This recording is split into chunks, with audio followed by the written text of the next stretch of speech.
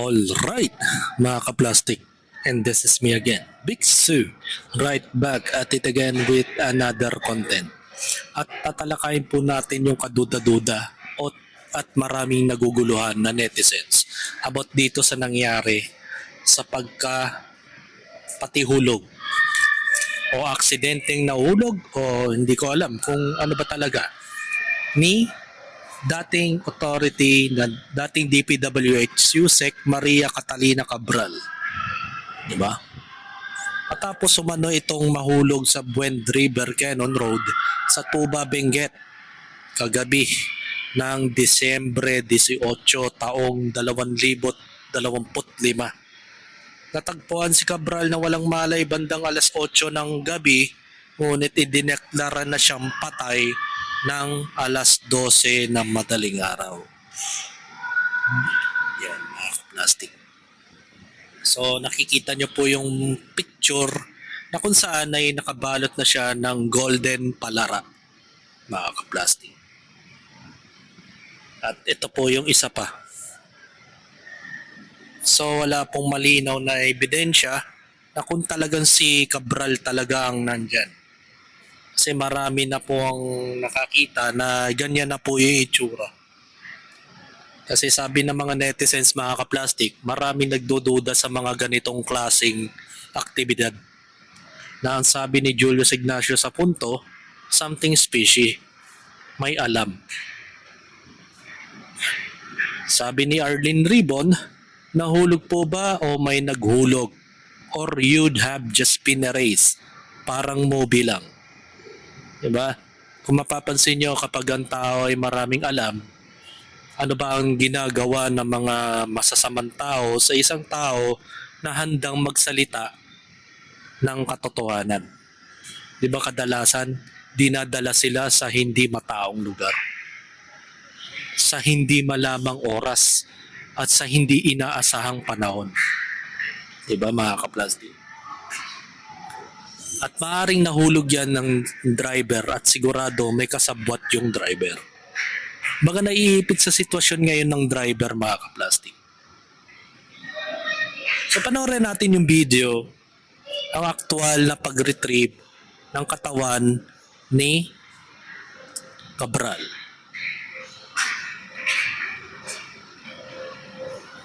So panoorin natin ito. Yeah.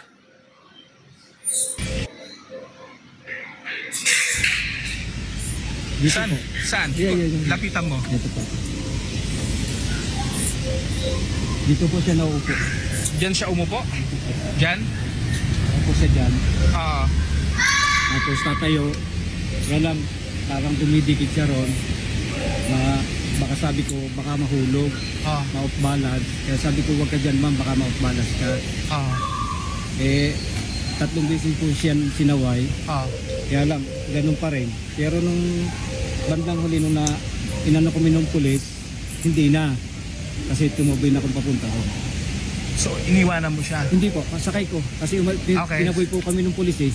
Okay. Huwag daw po magtambay dito, kaya umalis po kami. Okay. Nung nakaalis na kayo, saan kayo napunta? Dumiretso po kami ng doon na sa kumain doon sa malapit sa Iyon Hotel. Okay. Tapos pagkatapos kumain, doon na kami sa Iyon, nag-check-in na. Okay. Bandang mga 2:30, sabi niya, babata kami, papunta rito. Ah. Ayun, binaba kasi dito ng 3 o'clock. Pagbaba, sinilip ko pa, nakaupo siya dito. Okay. Umalis ako, punta ako doon. Sabi ko, balikan mo na lang ako. Yung pagbalik ko siguro, sabi ko, hindi naman umalis, 1 hour.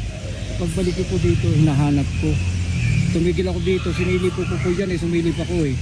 Natatakot naman po ako, baka mahulog ako. Umalis ako, nagtanong ako doon ng may nakatambay na si Manong. Tinanong ko kung may dumang babae, wala naman daw po. Kaya bumalik uli ako rito.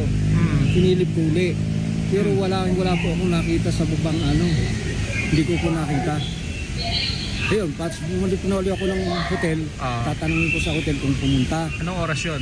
Ano na po yun? Pasado alas 5 na. Okay. Eh pagdating ko doon, wala pa daw po. Eh di bumalik uli ako papunta rito. Sinuyot ko uli papunta rito. tinignan ko ulit ito. Kasi sa baka ako nagtambay-tambay ng wala po. Doon na po nagpunta na ako sa pulis para magpatulo kasi wala po akong flashlight para makita yung baba. Ayun na po, yung pagsilip dito galik namin, na-flashlight niya na doon yung tao na doon sa baba. Hindi ba kayo nagdududa? Bakit kayo tatambay sa madilim na kalsada? At sa tulay pa? Anong pinaka-reasonable bakit kayo tatambay doon? Diba? Maging yung driver, balisang-balisa magpaliwanag. Yung gestures niya, hindi niya malaman kung paano siya magpapaliwanag. Hindi niya malaman kung paano siya poposisyon dahil ang likot-likot niyang kumilos. So mayroong parang hindi sa proprovoke na may ginagawa siyang kakaiba. So kasi ang biggest question dito, bakit kayo tatambay sa madilim na tulay? Let's say sinabi na may sumitang pulis sa kanila nung una. O bakit bumalik pa sila doon? Para ano? Bakit sila bumalik para tumambay doon? Meron namang hotel na pwede nyong i-hang out o magpahinga sa lugar na yun. Hindi ba parang ang reasonable yung paliwanag ng driver? Hindi ba kayo nakakahalata? Bakit sa dinami-daming pwedeng tambayan, ba't dun pa sa madilim na kalsada? Sa madilim na tulay? At bakit nyo naman gagawin tumambay doon? Kahit sinong mayaman o mga high profile na tao, wala sa hinagap ng tao na magtatambay doon sa lugar. Hindi ba kayo nagtataka? Bakit ang gulo ng paliwanag ng driver? Mga kaplastik. So hindi ko siya, si Cardo Hernandez hindi sa inaano kita. Baga parang may spekulasyon din kasi na hindi kasi reasonable na bakit kailangan tumambay ni Undersecretary Maria Catalina Cabral dun sa madilim na lugar. Di ba nakakaduda? Kahit sino magdududa. Sa dinami-dami lugar, bakit dun kayo tatambay? Sabi nga ng Korean name, people are quick to judge others, but they should not involve someone who was simply doing his job. Let the authorities determine whether there was any foul play.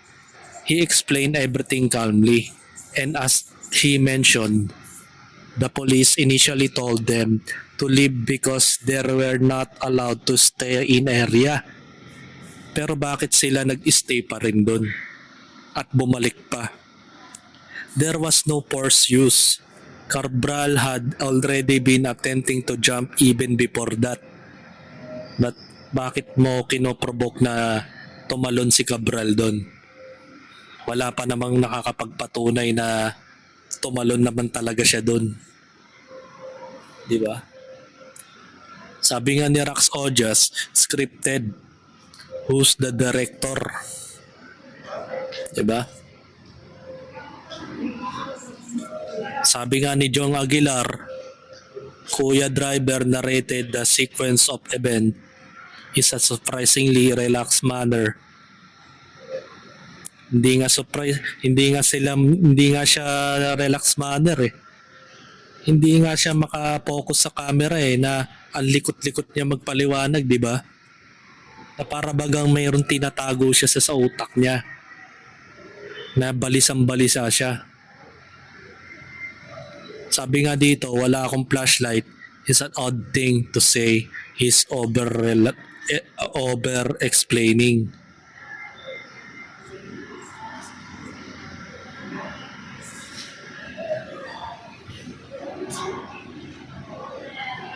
Kaduda-duda Sabi nga dito Biggest phobia. Biggest phobia. Heights. Ito po siya naupo. Diyan siya umupo? Naupo siya dyan. Tapos tatayo, ang dumidikit siya ron, baka sabi ko, baka mahulog, balag. Sabi ko, wag ka dyan ma'am, baka mautbalas ka. 3 beses po siya sinaway. Ah. Biggest phobia. Oh, heights. Alam mo, ang phobia ni Cabral ay ang pinaka-phobia niya is heights o matataas na lugar.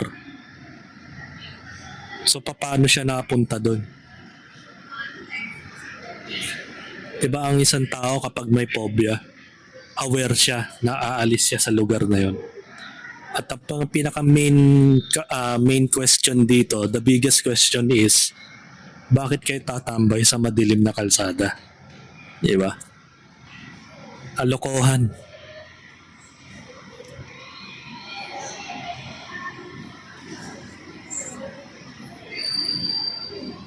Meron pa. Ito.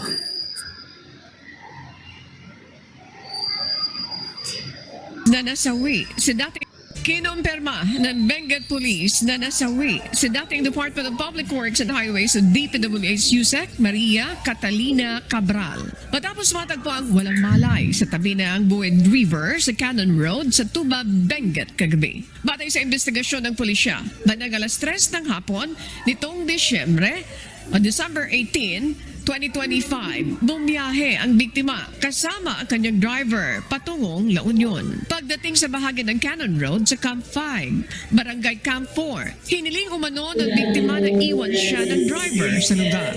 Umalis ang driver at nagtungo sa isang malapit na gasolinahan. Bandang alas 5 ng hapon, hindi na makita ng driver si Cabral. Nabigo ang kanyang paghahanap sa paligid at sa Baguio City. Bandang alas 7 ng gabi, matapos i-report ang insidente, nagsagawa na ng search operation ang otoridad at natagpuan walang malay ang dating ubusya sa gilid ng Buid River, tinatayang 20 hanggang 30 metro ang layo mula sa highway. Patuloy naman. Diba nakakaduda? Bakit nung sinearch and rescue ng polis, mas mabilis nilang nahanap? Bakit nung mga oras na nakasama niya yung driver, hindi niya natagpuan? Ang katwiran daw niya ay wala daw siyang flashlight. Diba? At bakit kailangan ninyong tumambay doon? Yun ang pinaka main question about this, the situation, mga ka-plastic. Marami nga kasing nagdududa na baka meron nga talagang foul play.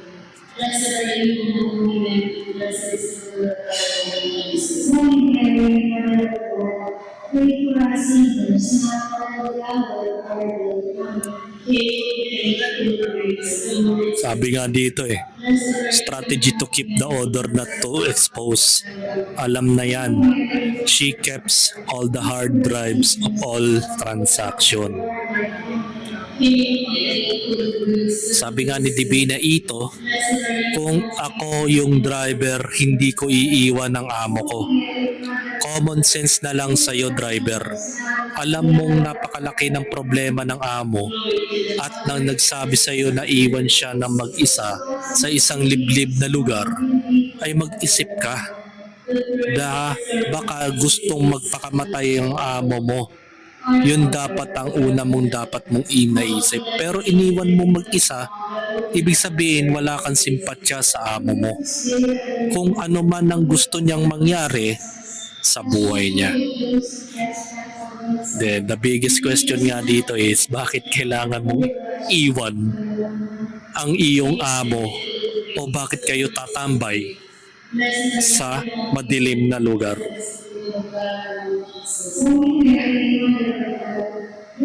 Sabi nga ni Alvin Arevalo, hindi ako naniniwala sa kwento ng driver.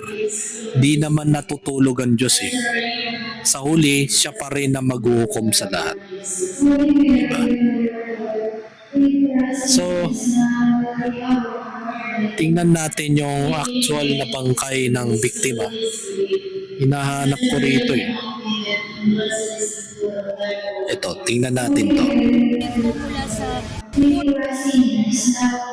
magandang umaga po sa ating lahat. Nandito po tayo ngayon sa Camp 4 dito sa Tuba, Benguet. At kanina lamang po ay niretrieve po mula sa 40 meters na lalim po ng batin ang unconscious and unresponsive na katawan ni VPWH o dating Undersecretary Cathy Cabral. Ayon po muna sa isa sa mga miyembro po ng PFP dito sa Tuba. Nag-retrieve na dito sa katawan po ni Tinang Cabral ay talagang unconscious na ito at hindi na ito humihina. Ayon naman po sa kanyang driver, alas 3 na po ng hapon ay nagpaiwan dito si Ginang Cabral at dito pa nga po siya nakaupo. Ang sabi ng Ginang sa kanya ay magre-relax, mag-iisip-isip lamang ito. Binalikan ito ng driver makalipas ang isang oras, ngunit hindi niya natagpuan ang Ginang kaya bumalik ang driver doon sa Baguio City, doon sa hotel kung saan sila nag-check-in sa paniniwala na nakabalik na doon ang Ginang, pero sinabi ng front desk na wala daw doon, hindi daw bumalik. Kaya muli na namang bumalik dito sa area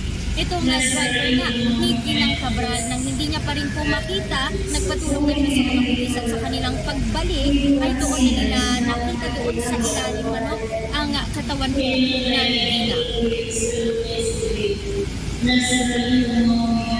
Kalokohan.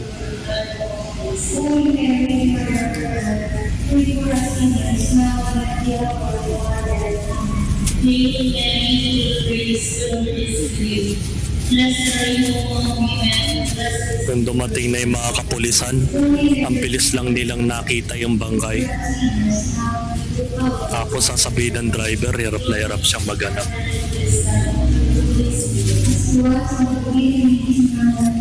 Kalokohan yun.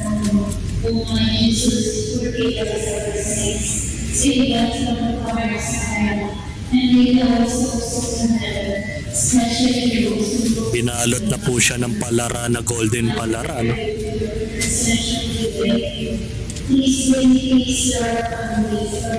Hindi man lang kinumpirma kung ano yung identity ng taong nandyan. Basta binalot na lang po yung bangkay ng tao.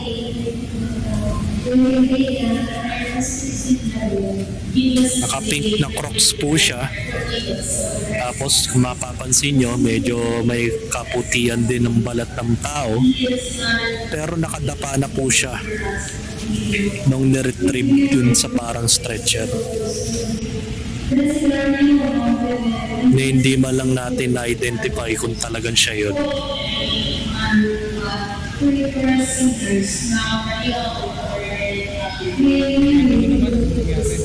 Ano po, umaga po din po sa may Kinong Road na nagtabay po niya papalipas po ano lang po, nagkala-stress. Tapos pinalis po kami ng mga pulis kasi bawal po rin accident po yung lugar. So dumiretso na po kami ng Baguio. Biyaya po ulit niya ako pabalik dito. Apo. Ngayon, sabi niya, alas 3, sabi ko, mamaya naman po. Dito po ng alas 3, bumaba po siya, pahinga sa akin. Bago po naman iwan, nakaupo po siya doon sa may sabi niya, balikan ko na lang.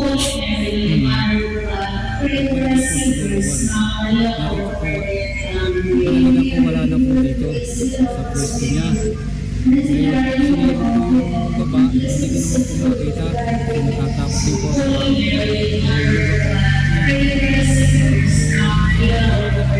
Nagtanong po sa mga tao dito na tapos bumalik po ulit ako para silipin. Hindi malapit. Kaya mag-get po ako ng sa may Baguio ulit. Tingin ko sa hotel. Tingin ka yan. Sa hotel, pinunta namin yung sinisigaw namin yung sisingit. Wala naman lang po doon. Tapos balik po ako dito sa may Kinong Road para hanapin. Kaya lang, gabi gabi na po, hindi ko na masyadong makikita yung pagsabi ko dahil nagpatulong ako sa mga marami. Wala naman po akong flashlight na pwedeng flashlight na sa kanila po. Bakit hindi kaya silipin yung sasakyan mismo ng tao? Diba? Baka mamaya may something na hindi natin alam. Kasi parang hindi ka panipaniwala na ikaw ay high profile na nilalang. Natatambay ka sa madilim na lugar. At nararason ni Yusek Cabral na magmumuni-muni lang daw siya doon. Parang unreasonable di ba? Hindi siya ganun ka-consistent na kailangan sabihin ng mga ganitong bagay. At hindi nga siya makatingin ng diretso sa mga reporter. Na para bagang meron siyang tinatago. Sorry to say to you Sir Driver. Baga, lahat naman dito may possibility o may credibility na mayroon pong pagdududa. Even sa investigasyon, kasama ka na dun. Kaya nga, di ba, naglabas na po ang PNP yata na naglagay na sila ng person with interest etong driver na ka-plastic. Saan kayo galing? Kami nakarating ng Baguio po. Galing po kami ng Maynila. Anong kasadya niyo sa yun lang po magpapalipas para mag-relax lang po siya? Dahil Valuable reason. Hindi ko naman alam na ganun po mangyayari. nung bumibiyahe po kayo, Wala naman po siya pinukwento sa akin. Kung sa problema, wala naman po pinukwento sa akin. Yun lang po. Ako po niya, matutulog. At sabi ko lang, tulog po kayo dyan, pahinga. Yun lang po, wala naman po ba. wala siyang imik. Naimik na po. Sabi niya, saan tayo kakain? Sabi ako na ba? Sabi ko, wala tayo kakain. Yun lang po. Wala lang po. Anong mood niya during that time? Malungkot? Sa kanya naman, sabi ko, okay naman po yung kawan niya. Wala naman sa mukha niya. Yun lang po. Pero bago mo siya iwan dito, kuya, may mga sinasabi ba siya? Wala na po siyang pagbaba niya lang. Sabi lang sa akin, balikan mo ako. Yun lang po. Ilang beses po kayong balik niya, no? Punta kayo sa hotel, balik. Bakit? Balik dalawa lang po. Umaga. Bakit pinili mong balik-balikan? Nararamdaman mo ba nandito? Hindi po. Siya po ang gustong bumalik. Sabi niya, gusto ko doon. Ako naman po, driver lang ako sumunod sa kanya para pag-drive siya po. Wala kang hinala na meron siyang Wala naman po. Hinala na gagawin niya yun. Alam ko lang po, hindi na kami bababa rito. Doon na kami sa hotel. Mag-intermiss. Nung unang balik mo, kuya, ba't mo sinilip? Naramdaman mo ba na makatatalon o makapagalaman? Baka mamaya po nahulog. Kaya sinilip ko. Eh wala naman po nakita niya. Umalis na ulit ako para magtanong. Pero hindi ko siya pinigilan. Hindi ko po nakita siyang gagawin niya yun. Wala po. Kasi umalis po ako. Iniwan ko po siya para ano po. Pero na siya. Mabalik ako. kanina nung inaangat yung body. Anong nagbago sa isip mo? Nakita ko siya. Wala, naiyak ko. Gagawin niya.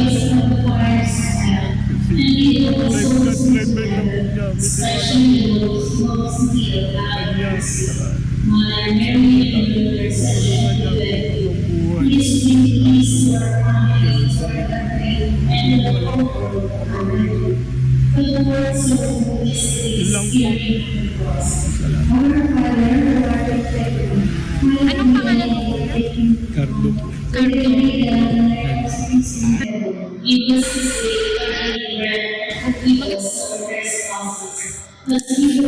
Ay, nako.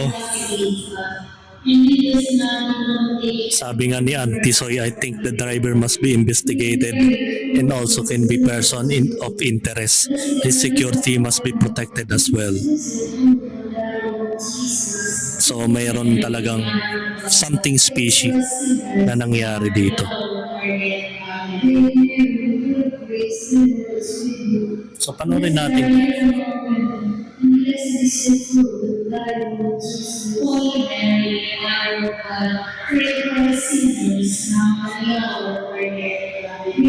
So yun, wala na po akong pwedeng sabihin, pero baka sa mga susunod na araw ay may mga makuha silang lead about dito. Pero kung halimbawa natulog yung balita about kay Cabral, malamang pinagplanuhan na to, mga kaplastik. Kasi siya yung pinaka-boses na dapat magsabi sa mga anomalyang nangyayari sa gobyerno.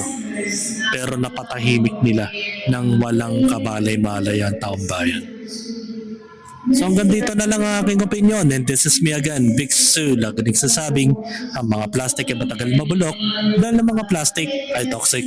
Kaya what's up mga kaplastic, and this is Gambit commentary video ng video live stream. Signing out. Alright. Mga kaplastik, kung nagustuhan nyo ang aking video, isubscribe nyo lang ang aking channel. At the same time, i-hit nyo rin ang notification bell at yung all para ma-notify kayo sa aking susunod ko pang video sa aking YouTube channel. Maraming salamat po mga kaplastik.